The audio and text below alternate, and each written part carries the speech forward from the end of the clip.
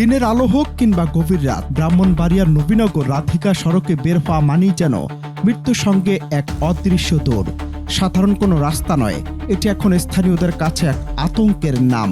2025 সালের শুরু থেকে 2026 সালের মে মাস, মাত্র 17 মাসের ব্যবধানে এই সড়কে প্রাণ হারিয়েছেন অন্তত 64 জন। আহত হয়ে পঙ্গুত্ব বরণ করেছেন শতাধিক। প্রতিটি বাঁকে এখানে উৎপেতে থাকে মরণ ফাঁদ। লাশের মিছিল দীর্ঘ হলেও থামছে না বেপরোয়া গতি, কমছে না অব্যবস্থাপনা। কিন্তু কেন এই জনপদ আজ লাশের ভাগাড়ে পরিণত হলো? অনুসন্ধান বলছে এই সড়কটি এখন স্রেফ দুর্ঘটনার কেন্দ্র নয়, বরং এক পরিকল্পিত মৃত্যু ফাঁদ।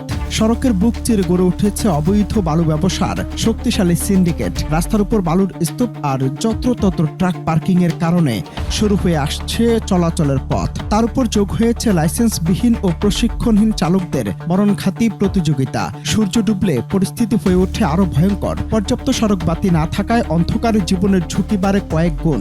এর ওপর মরার উপর খাড়ার ঘাই হিসেবে মাঝে মধ্যে ঘটছে ছিনতাই ও ডাকাতির ঘটনা। সাধারণ মানুষের কাছে রাতের নবীনগর রাধিকা সড়ক এখন আতঙ্কের গোলক ধাঁধা।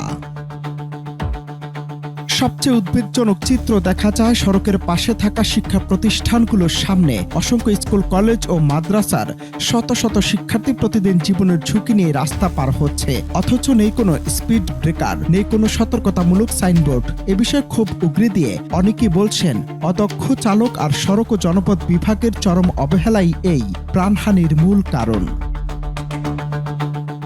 1 বছর 4 মাসের মধ্যে প্রায় আমরা আনুমানিক জনগণের কাছ থেকে জানতে পেরেছি প্রায় 63 জনের প্রাণহানি হয়।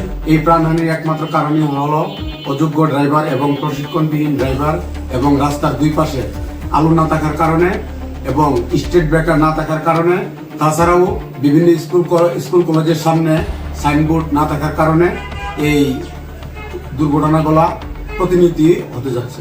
অবশেষে প্রশাসনের টনক নড়তে শুরু করেছে। উপজেলা নির্বাহী অফিসার মাহমুদুল হাসান জানিয়েছেন, বিষয়টি ঊর্ধ্বতন কর্তৃপক্ষকে জানানো হয়েছে। হাইকোর্টের নির্দেশনা মেনে স্পিড ব্রেকার স্থাপন এবং নিয়মিত মোবাইল কোর্ট পরিচালনার মাধ্যমে লাইসেন্সবিহীন চালকদের বিরুদ্ধে ব্যবস্থা নেওয়া হচ্ছে। তবে সাধারণ মানুষের দাবি শুধু আশ্বাস নয়, চায় স্থায়ী সমাধান।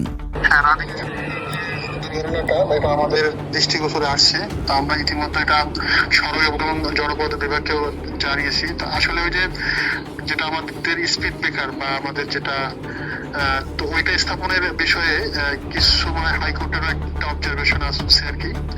তো ওইটাকে হাইকোর্টের অবজারভেশনের আলোকে কিভাবে সহজ করা যায়, তো এটা আমরা করব। আর একটা বিষয় হচ্ছে আমাদের মাঝে মাঝে ওখানে চেকপোস্ট বসানো হয়, মোবাইল কোর্টও হয়, যেগুলো বেপরোয়া গাড়ি বা লাইসেন্সবিহীন গাড়ি চালক বা লাইসেন্সবিহীন গাড়ি ধরা হয় আর কি। তো আমাদের টহল অব্যাহত আছে আর আমরা সড়ক জনপদকে বিষয়টা ইতিমধ্যে জানিয়েছি আর কি। অনন্ত হাসান মাসুদ, বাংলা টিভি।